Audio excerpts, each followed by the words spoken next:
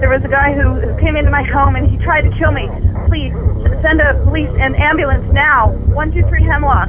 All right, stay on the line, ma'am. Try to stay calm. We have police and rescue on the way.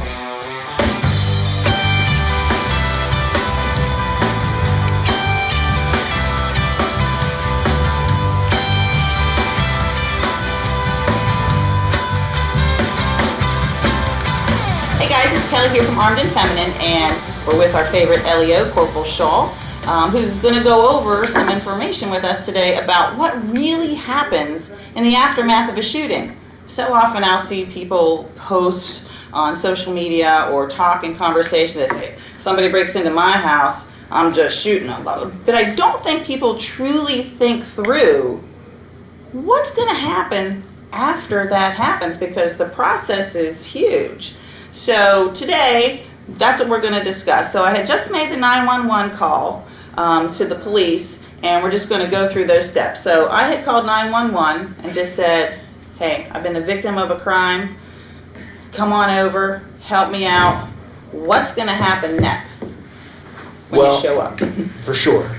In reference to the 911 call, when you do call 911, it would be most prudent to give as much information as possible in regards to what the police are actually responding to. It's certainly helpful for us in our preparation of what to expect when we get on scene, and I think that the more information that you can give, the safer we can then keep you upon our arrival. All right, so then I would say, instead of just saying I've been the victim of a crime, which is what some people do advise us to say, I might say I've been the victim of a crime, a guy tried to shoot me and I defended myself. Because I don't want to incriminate myself either, because all the lawyers will tell you to lawyer up and shut up. But that doesn't help the process either. Well, you're right. I mean, we may have, I don't want to say competing agendas, but of course I would approach a situation different than the way that you should, or maybe the way that an attorney for a defendant would recommend that they should. Caveat to everything that I'm about to say is that this is, from my opinion, from a law enforcement perspective, I'm not an authority on post-use of deadly force issues. I'm not an authority, I'm not an attorney, I'm not offering legal advice. I just want everybody to have a practical understanding of what the mindset is of a police officer or a police department responding to a deadly force incident. Now, whether we're surprised by the use of deadly force when we get there, or whether we know prior to arrival that there was an issue where force was used, I'm simply suggesting that I would prefer to know if force has been used, not so much a rundown of why it was used. Simply in the situation you presented, an intruder broke into my home and I shot him, or he was shot, or she was shot, or she's on the carpet with a bullet wound, or there's a gun in the house. All would be things that would be helpful. Well, you're coming in locked and loaded, because you don't know what you're going to get into here.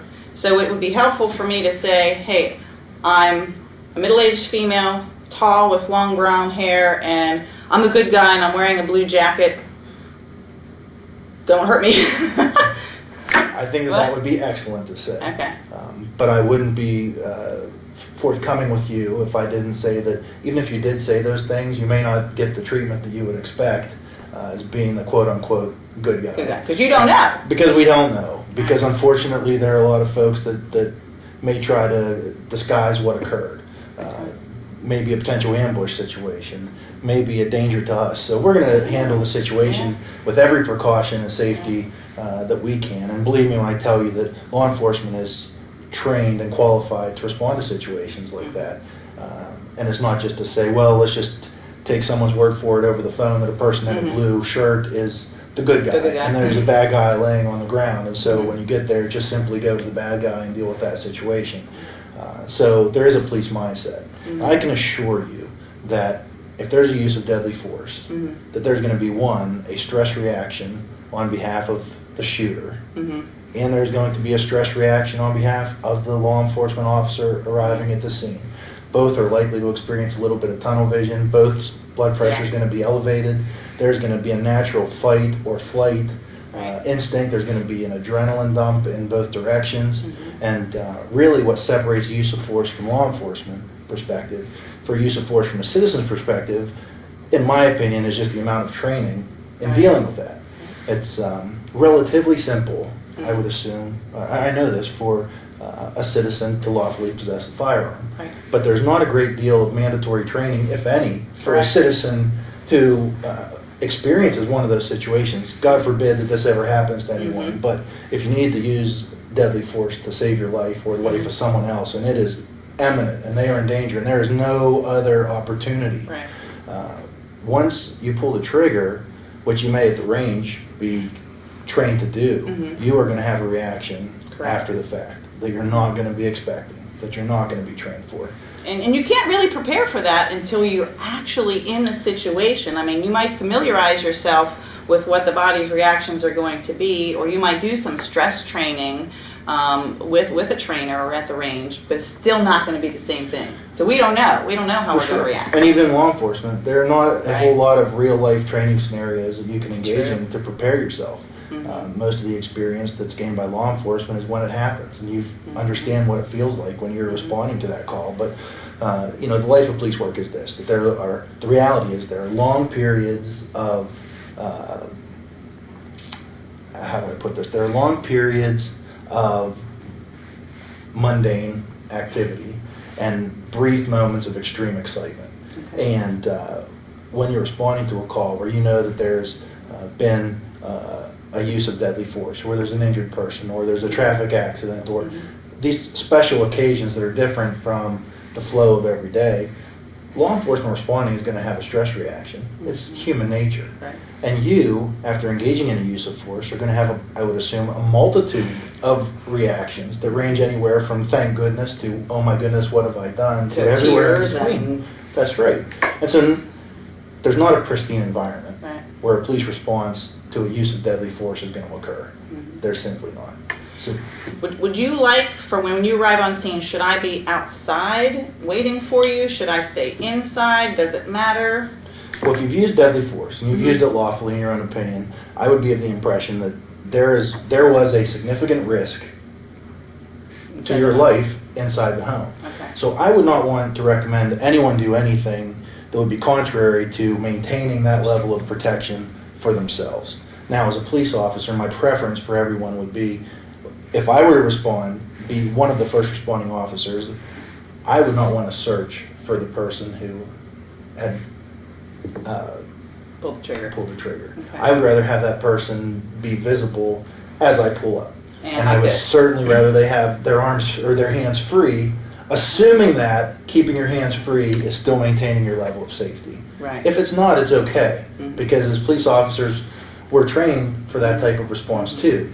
But if we arrive to a scene and there's still someone in possession of a firearm, there are going to be lots of commands from the police given. Right. And there's going to be an extended, or I shouldn't say extended, but there's going to be probably more than one officer respond, which Sure. runs the risk of having more than one command being shouted. And anything that we can do to lessen the confusion or chaos of the scene would be better for everybody. So I don't want to keep my firearm holstered or on me when you get there, because now that's going to confuse you too. So I should, as long as I feel that that person truly is no longer a threat to me, because we know sometimes we can shoot and they may not really be dead.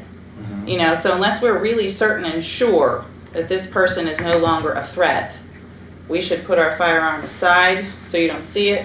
Maybe, maybe not. Just No. depends. We don't know. You know, again, it's a judgment call, it's a preference. You may get a different opinion from a different law enforcement officer, but I wouldn't advocate that you need to do anything extraordinary with a gun. We don't need to hide it in the freezer. We don't need to do anything like that. You know, when we get there, we're trained. We're going to make certain that the threat isn't focused on us when we immediately arrive. Whether someone forgets and the gun is still in their hand because of panic and stress, or whether the gun is not, we're probably going to give the same orders. Show us your hands. Right. You know, walk towards us, turn around. And there's going to be very few questions asked in that That's initial right. response, Right. because that's not our job. What's going to happen is we want to make certain, first of all, that we demonstrate appropriate officer safety. Next, we want to make sure that we preserve the safety of everybody else on that scene. Then we're going to conduct some type of a life-saving Effort. if dictated or as dictated. And so an interview with the person responsible or for the person who has pulled the trigger is going to come far beyond that initial entrance. So there's no time really for explaining or questions. I'd like everybody to understand that law enforcement is trained for a response such as this. The best advice that I could give anyone to keep everybody safe is follow the instructions of the police officers who respond. In an incident where we know we're going to go to a use of deadly force, there's going to be more than one officer respond. How many, I don't know, because the majority of police departments in the United States have a small number of officers, but I would expect that you're going to have a number of law enforcement officers responding, and our desire is to keep everybody safe from start to finish, and then to render medical aid, and then to conduct an investigation. All right, so we're on scene, and the calm has sort of surfaced a bit, and now we're into the investigative process a little bit more. And I know you want to ask me questions, but I'm going to say to you, look, like, I have just been through a horrific experience, and I want to cooperate with you, but I really need to calm down a bit, and I just don't feel like I can talk to you right now. How do you respond? Because you want the information. What went on here, right? Well, for sure, from a law enforcement perspective, my goal, or the law enforcement officer's goal, is to piece together the puzzle that is what's in front of us. So obviously the goal of every law enforcement officer in investigating use of deadly force would be to get to the bottom of the circumstances and facts that occurred, that led to that use of force. Now, I have no desire, and it's not beneficial for me to get an inaccurate statement from someone regarding what happened. There may be witnesses. So I'm hysterical. I might not remember the sequence of events correctly. Things are still a blur to me. Right. There's probably not an advantage to a law enforcement officer asking you those questions right away. That does not mean that you're going to be released from the scene with permission to come back later, but it certainly means that there's going to have to be a delicate approach on behalf both of law enforcement and the person who's used deadly force. Now, if you are going to evoke your Miranda rights, that's something a little bit different, because as a law enforcement officer, once an invocation of that right is presented, I then cannot ask you any more questions. And that's usually what we see most lawyers tell folks is, look, don't say anything until your lawyer is present. But time needs to. So, all right, we're going through that. I'm not giving you a whole lot of information, and you guys are on scene. Do I get arrested? Or do you just detain me? Like, do you drag me down, cuff me, and put me in the car? Or do you say, okay, we'll meet you there? Chances are that upon our initial response, you're going to be detained. Okay. For anyone to say that the person who pulls the trigger is not going to be detained for some period of time, I believe would be disingenuous. I mean, it's still a homicide. Even if it's justified and real, it's still called a homicide. For sure. So there'll certainly be a detainment. Now, at what point in time you being detained turns into an arrest, if it ever does, that's not something that I could speak intelligently about, and that's something I prefer to stay away from here today. Again, I'm not an attorney, but certainly you'd be detained. More than likely, you'd be asked to accompany the police, or you would be told to accompany the police, or you would be transported by the police to a separate location, because the reality is, if the use of deadly force occurs in your home is a crime scene. Good point. People don't realize this. Your home is now a crime scene. You might get the yellow tape, and who knows how long it's going to be to finish this investigation until you can return back into your home. That's right. That's absolutely right. There's going to be an extensive investigation, an extensive period of time that it's going to take for law enforcement to process the scene of the crime. Because as we've said multiple times, there was a crime, or there was a act that occurred inside that home that elicited a police response. And whether that's justified or otherwise, there has to be an investigation conducted. Once we arrive, we don't have a duty to leave until it's been thoroughly investigated. Law enforcement won't leave until it's been thoroughly investigated. So you will be displaced, regardless of whether you're released from your detention or a custodial event that happens with the police. You are not going to be permitted to go back into the home until we're completely satisfied. Right. All right, so another thing. You are going to take my firearm. That's correct. That's a guarantee. That's a guarantee. Now, that's a good reason why you should have at least two, because you don't know how long I'm going to be without my firearm. You may keep it for a while.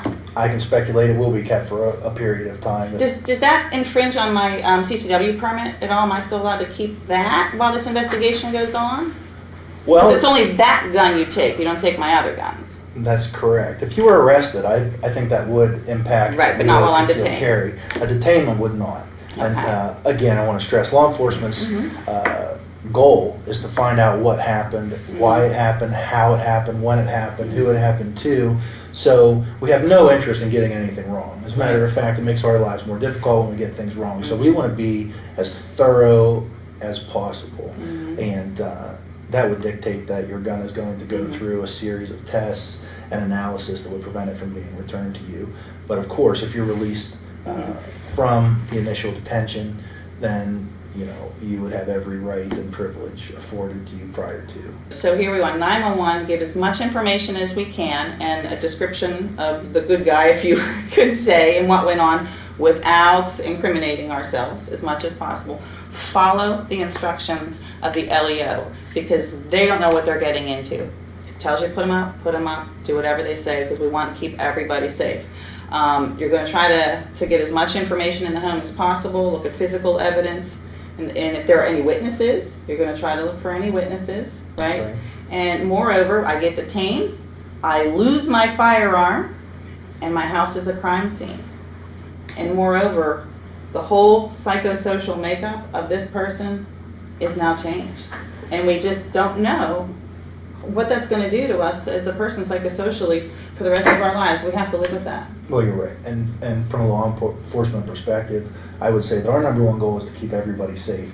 You've taken a drastic step to keep yourself safe by using deadly force. And so we want to make sure that from that point moving forward that we don't complicate each other's lives. So we want to keep everybody safe. Our goal is to find out what happened and why. A police officer's job is not necessarily to determine whether use of force was appropriate in that second. We have a job to do. There's going to be a calculated police response. It's going to be based upon keeping us safe, keeping you safe, rendering aid.